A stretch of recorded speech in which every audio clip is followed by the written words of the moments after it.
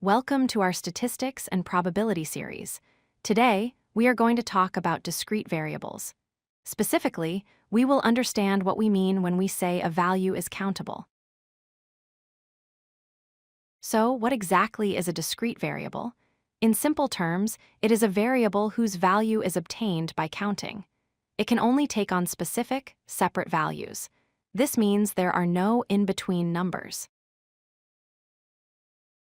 The most important characteristic to remember is that discrete variables are finite or countably infinite. Think of them as distinct points on a scale. A good rule of thumb is to ask yourself, am I asking how many or how much? If the answer is how many, it is likely discrete.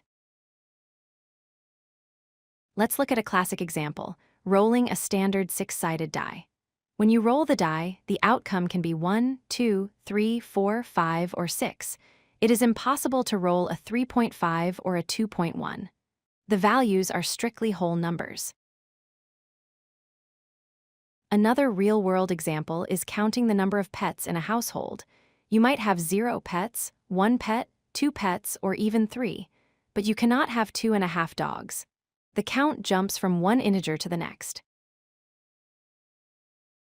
A great way to visualize this is by comparing stairs to a ramp. Discrete variables are like stairs. You must stand on a specific step. You cannot hover in between steps.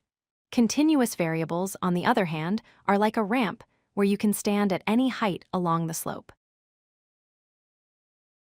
When we graph discrete data, we typically use bar charts. Notice the gaps between the bars in this chart. Those gaps are intentional. They visually represent that the intermediate values between the categories simply do not exist.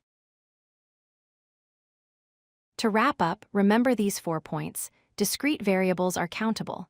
They represent distinct values. There are no decimals or in-between numbers allowed for the counts.